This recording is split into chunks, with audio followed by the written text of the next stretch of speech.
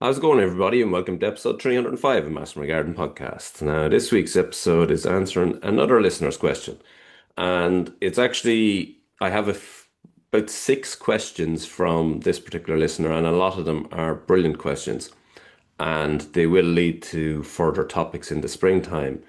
But for now, this one relates to Christmas planters, and it's probably something that I've actually covered already in sort of the winter containers, but more specifically now this one is aimed at the Christmas, and this listener wants to put nice pots at the front door, nice Christmas displays at the front door, very shaded spot, doesn't get sun, and so on.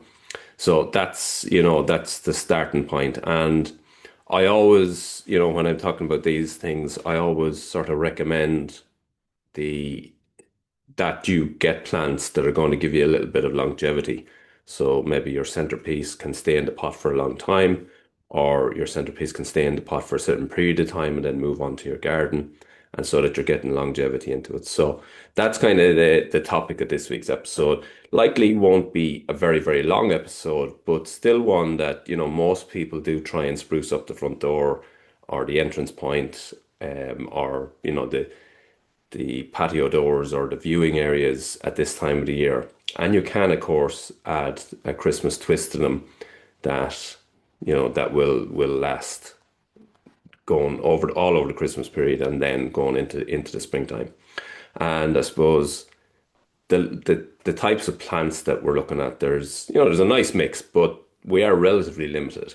And the fact that this listener says that they have a very, very shaded front door, that's not uncommon, particularly people with porches and, anyone that has a bit of an overhang at the front door. Those pots tend to be shaded, generally speaking. They sometimes tend to not get much moisture. And that's at this time of the year, it's not that big of an issue because they won't have a huge requirement for that. So it's quite easy to do it at this stage of the year. Also, the plants that you'll get at this time of the year that are growing well at this time of the year, they tend to be plants, they tend to be plants that don't require huge amounts of sun anyway. So, if they are in a shaded spot, they'll generally do okay in there, and they'll certainly look great over the Christmas period. So we will look at that. Before I get into that, one thing I've mentioned before, I just think it's important, especially at Christmas, and there's a few reasons for it.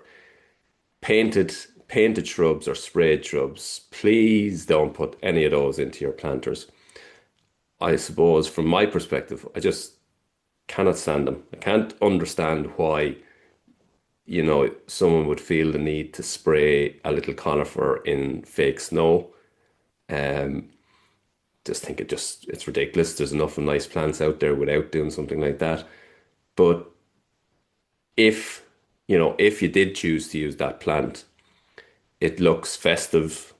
You have that snowy look on it. It looks festive for the next couple of weeks, takes you through the Christmas period. But very quickly, then that realistically becomes something that doesn't make sense. So you're going into the springtime and you have this snowy looking plant in your container, and it doesn't make sense. It doesn't align with the season at that stage. So, um, inevitably, what happens with them, 99% of them, I would say, end up getting chucked into the bin very shortly after Christmas, or certainly not long into the new year.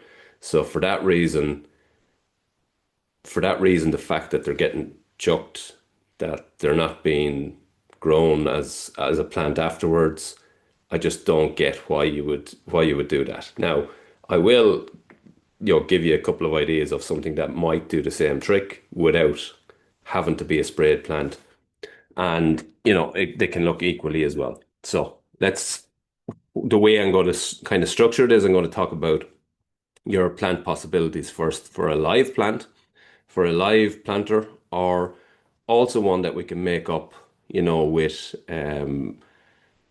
sort of greenery from the garden or from outside of the garden, and flower something up in that way. So giving you kind of two styles of planters that you can do here.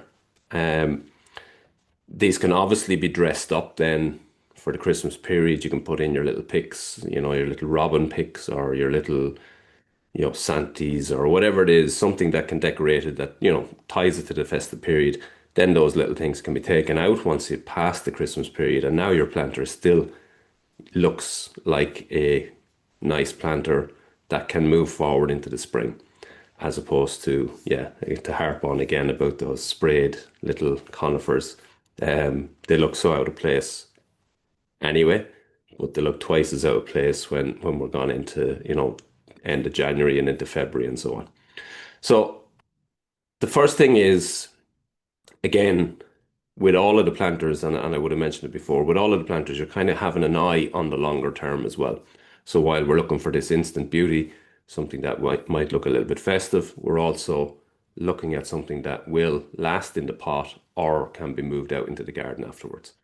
And with that in mind, I suppose there's sort of centerpieces that we can use initially to start off. And to be fair, there's lots of options out there. If you go to any of your garden centers or nurseries, they'll have great options on sort of evergreen structural plants, some with kind of berries and flowers on them, or bracts on them at this time of the year. And that's kind of the starting point. And to be honest, one of the very best is Skimmia japonica. So Skimmia is the one that you'll see there at the moment. It's typically either a red or white flower on it, and that's male and female. And they're superb. So they're evergreen, really glossy looking leaf. Obviously, the red one looks really Christmassy, really festive. So that's a good addition. The great thing at this time of the year in your garden centers is that they are, they're typically seen as a kind of a Christmas style plant.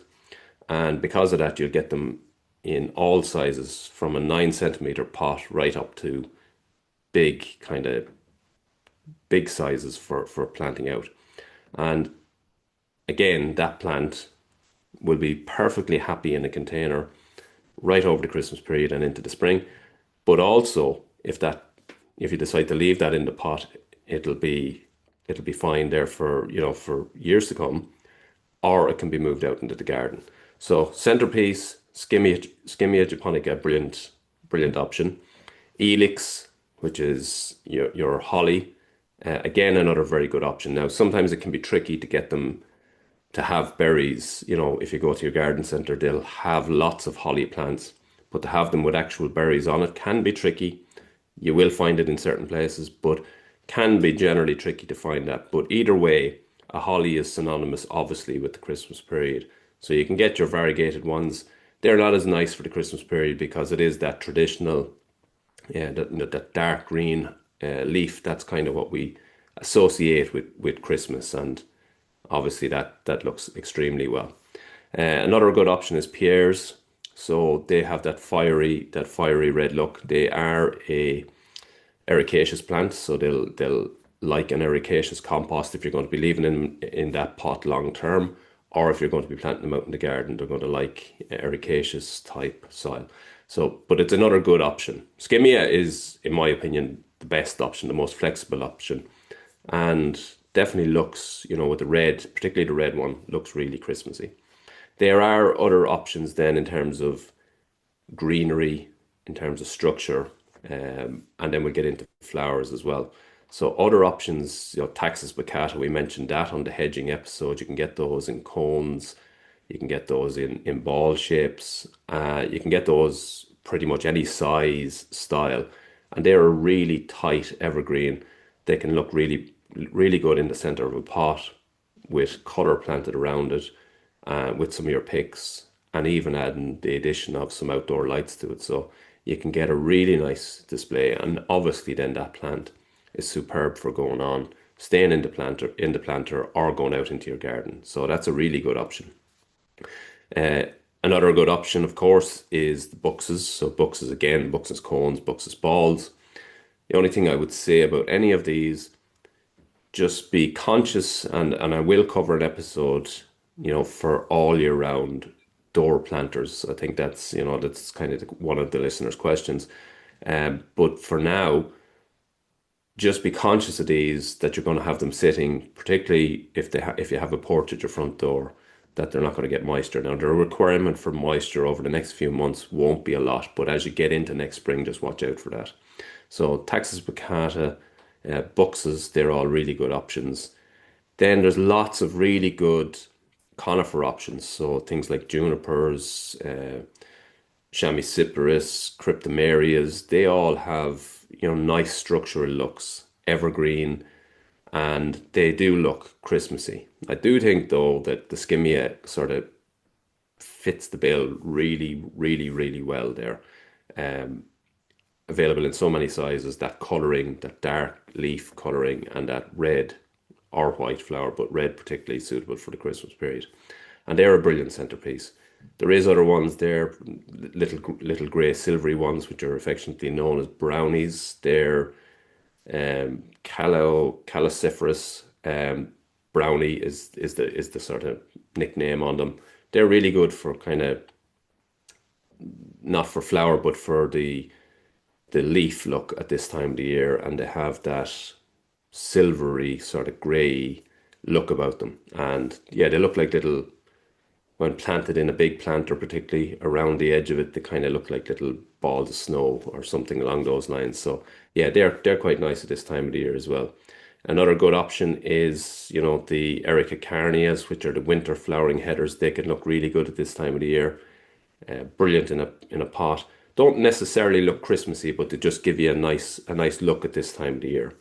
And they're kind of the leaf or the structural elements of it. You can have also ivies that will hang down over the edge of the pot, and they're going to give you a little bit of evergreen as well. So they're kind of your structure.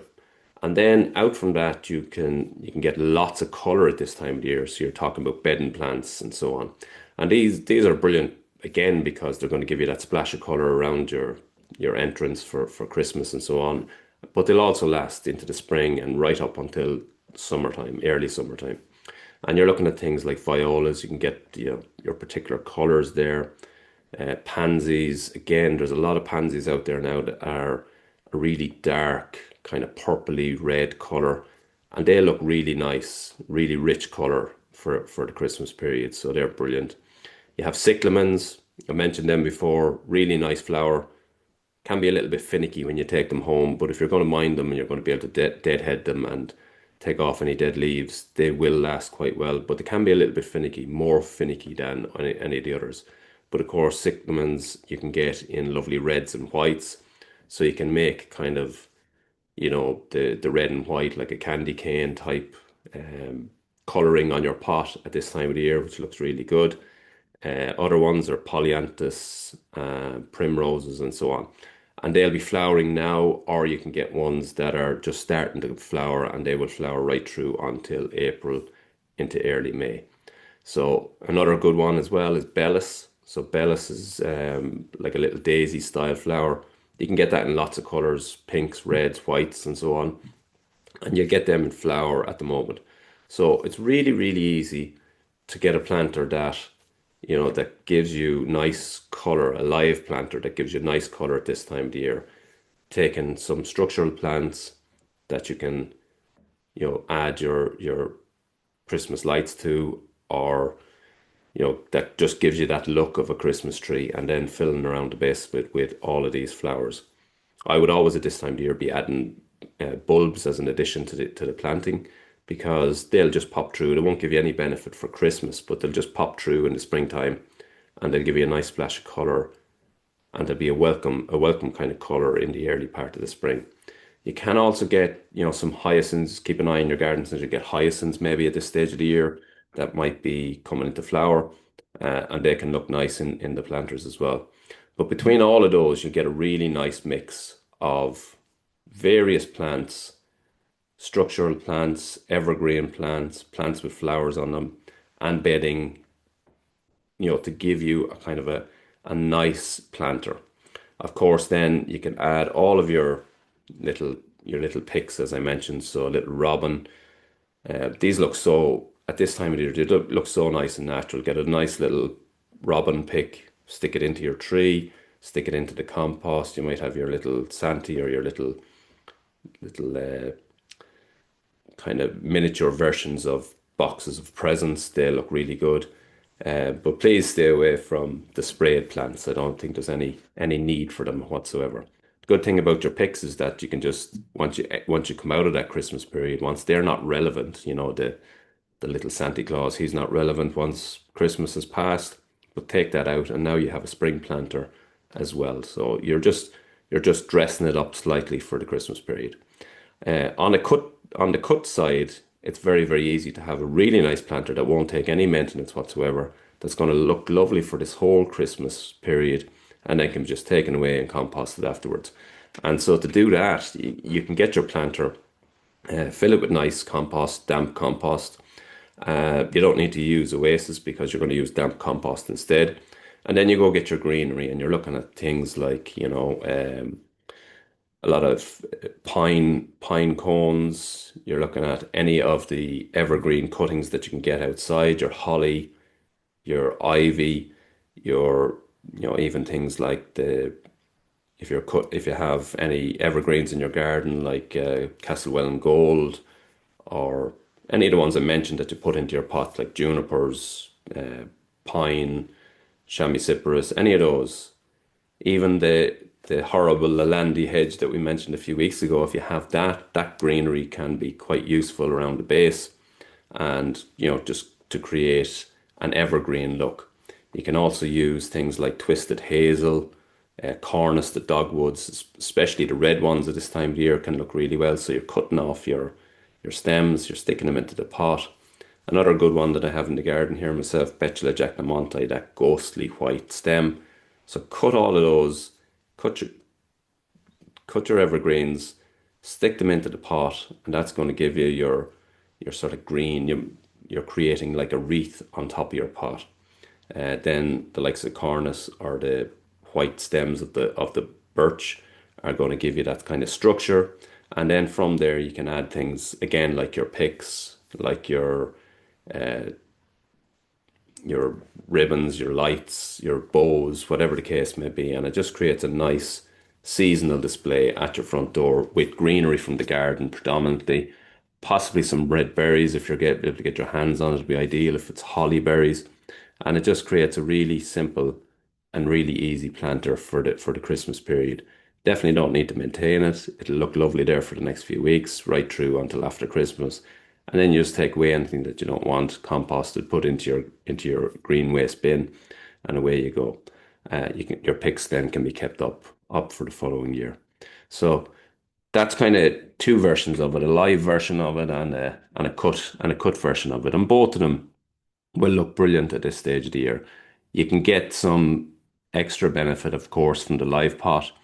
You're going to be able to, as I said, dress it up now and accessorize it for Christmas with your bows, with your little picks and so on, and then remove those as soon as Christmas is past, and then that planter will last, and you'll have value for months and months to come.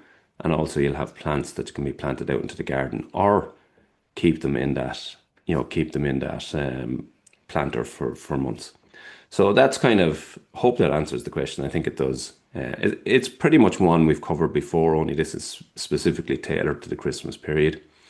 The podcast itself now is definitely on the wind down for the Christmas period. Definitely next week's episode, I always do at this stage of the year, I always do a kind of a yearly recap, and then a kind of a look at the podcast, the top episodes of the year, the sort of top 10 of what has been listened to over the last year. I also talk about where people are listening, and that does be fascinating to look at. You get, people from just so many different places, and it's fascinating to know that and to give you guys a shout out. And then podcast will be finishing up for a couple of weeks around the Christmas time, and then we'll be back at it in the spring. Lots of topics sort of people have asked to be covered on the podcast, and a lot of them are, as you would expect, spring and summer related. So I'll cover them at a more time apt period. The dates for my Grow Your Own courses in the spring, they are finalized now, and I'll be able to announce those fully next week. So the dates are set. Just working on back end stuff on how to I have a little wait list going and how to. I'll put the wait list actually in the show notes for anyone that's interested.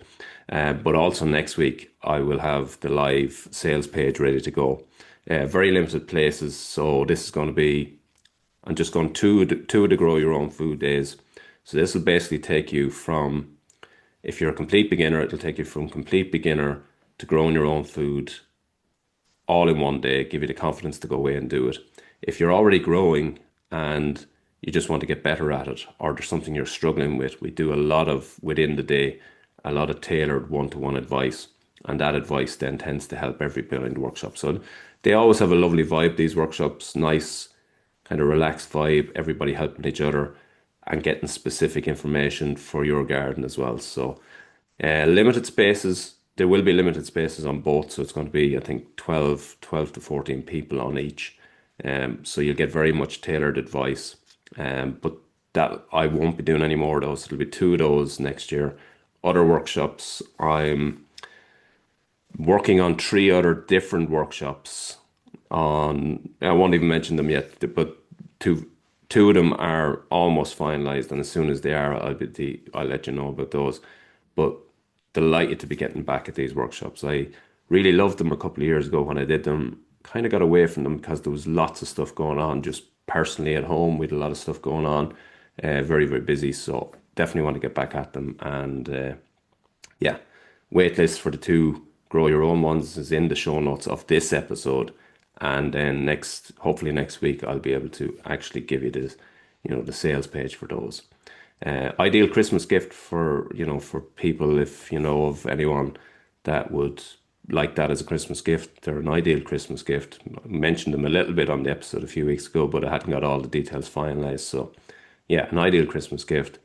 A lot of people come with friends as well, so you tend to get people coming in twos or threes, so people that might have the same interests and they're maybe traveling from it. So the last time we had a lot of people that came in couples or pairs, and yeah, it really is a nice day out. So yeah, those dates definitely available for next week. And if you want to know first about those, the waitlist email for or the link for the waitlist is in the show notes.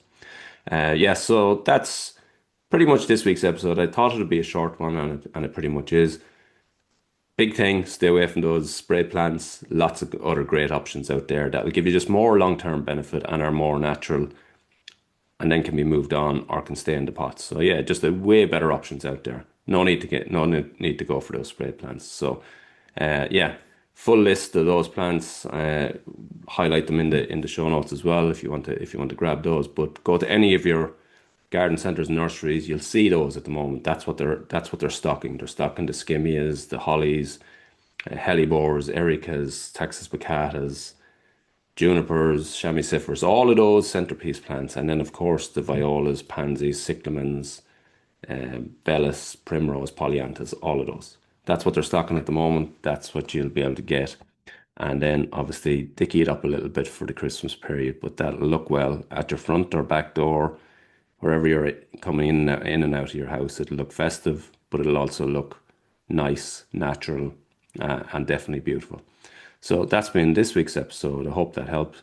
And until the next time, happy gardening.